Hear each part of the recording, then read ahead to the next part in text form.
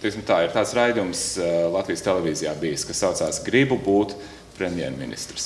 Un tagad zinot to, ko jūs tagad zināt no savas pieredzes, vai jūs šādā raidījumā piedalītos? Godmaņa kungs, jūs būtu gatavs iet un uzstāties raidījumā Gribu būt premjerministrs? Es biju tajā raidījumā, es tikai biju žūrijā. Nu jā, par tiem jauniem cilvēkiem, man tāds pozitīvs priekšstats palika, vismaz pa uzdrīkstēšanos. Es drīzāk jums atbildēšu tādu domu, ka es dažreiz esmu domājis, ja man, piemēram, ar to pieredzi, kas ir šodien, es it kā atgrieztos 6. mājā 1990. gadā, un man būtu jāsāk strādāt. Pieredze jau man it kā būtu uzkrāta, es domāju. Tad es nevarētu daudz izdarīt, un tad es tā padomāju, nē. Es neesmu sevišķi pārliecināts, ka pieredze vienmēr palīdz. Jo pieredze drīzāk man šķiet varētu arī atturēt no vairākiem lēmumiem. Jo tad, kad varbūt jums nav tā pietiekamā pieredze, jūs varat varbūt, kā jums noveiksies, cik jūs esat sagatavots pieņemt lēmumus, kas ir pareizi. Bet, ja jūs esat jau izgājis kaut kādam lielam posmim cauri un daudzām krīzēm, var gadīties, ka jūs varat arī nobīties kaut ko darīt tādu, ko, teiksim, mēs darījām pirmās valdības laikā. Ja es tagad atceros atpakaļ, teiksim, vislielās reformas izdarījām 3,5 gados. Mēs atgriezām savu naudu. Mēs pārtraucām fiksētās cenas, kas bija padomu laikā, ja pa ekonomiku runājot. Uzsākām zemes reformu, privatizācijas pirmo posmu. Jā. Tās ir 4 tādas ļoti lielas reformas, kuras katra ir ārkārtīgi riskanti un katra ar savām sekām. Ja tagad man vajadzētu iet visu šo ceļu, nezinu. Man nebūtu tāda spēka, es domāju. Dombrovskis kungs, jūs piedalītos raidījumā Gribu būt premjerministrs? Jā, raidījumā es arī vienreiz esmu piedalījies un komentējis dalībniekus par dažādām reakcijām uz dažādām situācijām. Arī, protams, tas darbs ir ļoti, teiksim tā, duāls.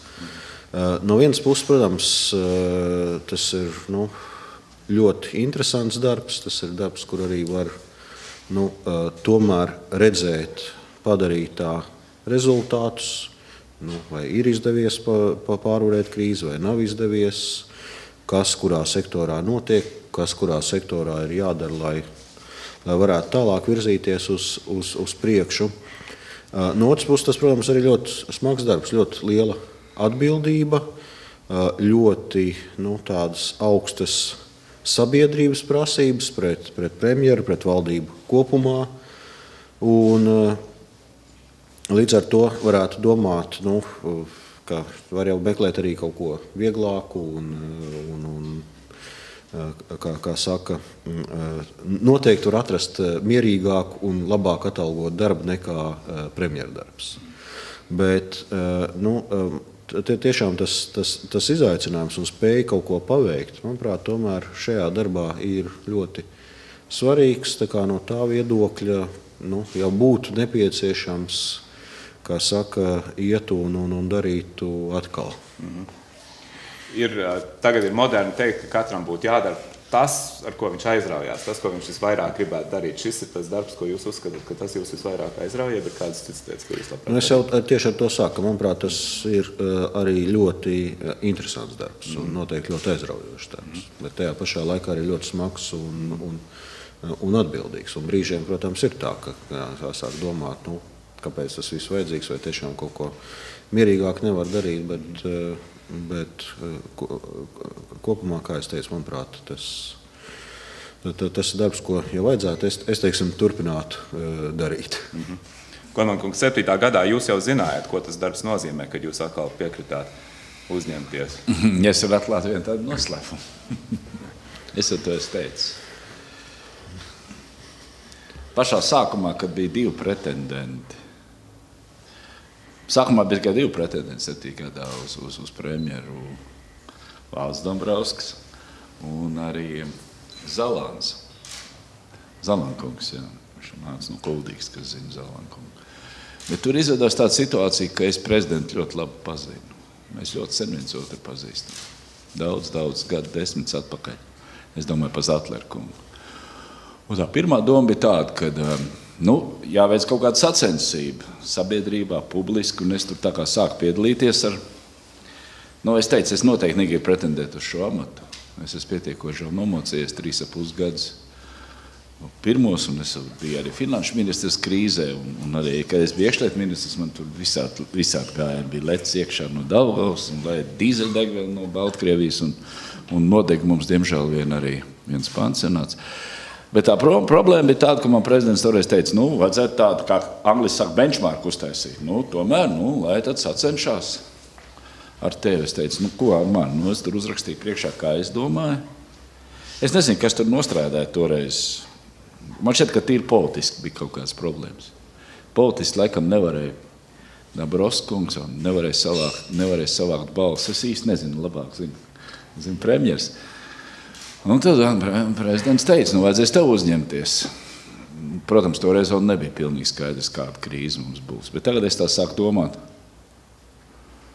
Es tā pie sevis domāju, labāk, ka to es uzņemos nekā jaunē.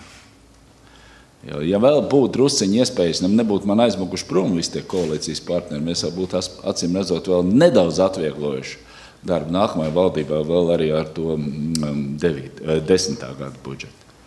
Tad mazāk pārmetumu būtu nākamajā valdībā. Ja viens no uzdevumiem ir tomēr tiem, kas ir vecāki un pieredzējuši tos sitienus uzņemt, varbūt tāpēc arī tā doma bija, jo grūti jau pateikt, kā tādā pilnīgi dziļā, smagā krīzē uzvedās cilvēks, kas nav bijis tādā situācijā. Es esmu bijis tādā. Es jau biju 90. gadā, kas šāva uz ielām, kas vecāks atcerās. Tādā ziņā es domāju, ka tāds bija tā situācija. Tur es nevaru piekrist Aivaram, kas rakstīja, ka man tāda ir narkotika obligāti tur iet. Tā gluži nav, varbūt valsts tā izskatās. Bet teiksim tā, jūs bieži gan grāmatā, gan intervijās uzsverat šo atbildības sajūtu, bet vai ir kaut kas arī, kas jums patīk šajā darbā? Man kaut kā ir nācies tur tā kauties, ka tas pozitīvais rezultāts, viņš kaut kā tā neizvirzās. Man vienmēr tāda sajūta, ka man ir tas palicis vēl, kad es vienmēr vēl stādos priekšā sliktākas situācijas. Man tāda sajūta, paldies Dievam, ka mēs vismaz izdarījām tā, lai mēs vēl sliktāk nenokļūtu. Man nav bijis dzīvē tādas iespējas tā izbaudīt savu padarītu augļus. Ja? Viņi nav vienkārši arī tās reformas, kuras teica viņas. Vieniem ir patīkams, otriem nav patīkams. Mans paudzes un tiem cilvēkiem, kas vecāki par mani, es šaubos, ka šīs reformas ir bijušas patīkamas. Tas nevar būt pēc definīcijas. Tiem jauniem cilvēkiem, tā ir cita lieta. Dabrovskungs, ja runā par šiem amatiem, valsts amatiem, tad bieži dzirdam par atbildību un par to, ka daudz jāstrādā un tā. Tas varbūt nav tāds pārsteigums, vai kaut kas jūs pārsteidz, ka jūs kļūt par premjeru? Jūs jau bijat strādājis kā finanšu ministrs, tomēr tas ir cita līmeņa amats, ir kaut kas tāds, kas jums likās pārsteidzošs, kaut vai tādās sadzīviskās detaļās. Jā, kas attiecas uz to, jāsaka, tādu lielu pārsteigumu īstenībā darbā nebija. Jau bija šī finanšu ministra darba pieredze, un jāatzīst, ka par 80% no premjera visiem vajag to pašu, ko no finanšu ministra. Vairāk naudas visam kam. Un uzņēmējiem mazāk nodokļus. No šī viedokļa tie 20% varbūt veido to darbu specifiku. Protams, ka premjeram ir daudz vairāk dažādu ceremonālo pasākumu un tā, kuros finanšu ministram nav jāpiedalās. Bet līdz ar to, ņemot vērā, ka tas darba saturs lielā mērā sakrīt arī ar finanšu ministru darba saturu, tad no šī viedokļa tādu lielu pārsteigumu nebija. Un it īpaši tajā krīzes periodā 2009. gadā, tagad var teikt, jā, protams, ir daudz citas lietas, kas ir jārisina, kas nav finanšu ministru kompetencē un kur savukārt premjeram ir loma. Bet 2009. gadā ir tīpaši, protams, ka pamat jautājumi griezās ap budžetu, ap valsts maksātspēju, vai mēs spēsim pieņemt 2009. gada budžeta grozījumus, vai mēs spēsim vienoties ar aizdevējiem, vai mēs spēsim noturēt latu. Tie bija tie jautājumi, un tie pamatā bija finanšu jautājumi, kas bija tieši arī faktiski manā iepriekšējā darba pieredzē gan finanšu ministrijā, gan Latvijas bankā, līdz ar to no tā viedokļa tāda liela pārsteiguma nebija. Un no šiem ceremoniāliem pienākumiem kaut kas jums ir palicis prātā, brauciens uz kādu Latvijas daļu vai tikšanās ar kādu cilvēku? Šajā gadījumā, protams, ir valsts oficiālie pasākumi, kurā valsts augstākām amatpersonām ir jāpiedalās. To es domāju. Tas, ka mēs braucam pa reģioniem, tiekamies ar iedzīvotājiem, tas ir jādara gan premjeram, gan jebkuram ministram. Tā kā no šī viedokļa tur arī nav lielas atšķirības. Varbūt no tās braukšanas pa reģionu runāšanas, tas, kas varbūt pozitīvi pārsteidza, īpaši tajā krīzes periodā, kad nebija tāda spiediena, ka dodiet tur mums vairāk un cits mūs nekas neinteresē, ka tiešām varēja redzēt, ka arī sabiedrībā bija izpratne, ka ir krīze, ka tā krīze ir jāpārvar un ka līdz ar to visiem ir arī jādod kaut kāds pienesums krīzes pārvarēšanā. Tas varbūt bija tāds pat pozitīvs pārsteigums. Godmaņa kungs, noslēdzot šo daļu, es gribēju jums tomēr uzdot jautājumu. Jūs bijat premjeras pašā sākumā un tagad atkal 7., 8. un 9. gada sākumā. Kas ir lielākās atšķirības šajā laikā? Pašā sākumā mēs jau cīnījāmies par savu valsti. Jo mēs jau pieņemam 4. māja deklarāciju. Starp citu, es toreiz biju Tautas frontes frakcijas vadītājs. Es jau nebiju premjeras 6. mājā man ievēlēja. Bet mums jau valsts vēl tā īsti de facto nebija. Un to nevar salīdzināt. Visas tās problēmas, kas mums toreiz bija, viņas, protams, vienpēdējā un arī krīze, Bankas Baltijas krīze 5. gadā un pēc tam Krievijas krīze 98. un arī Pareks un tā tālāk, tās nav salīdzināmas lietas.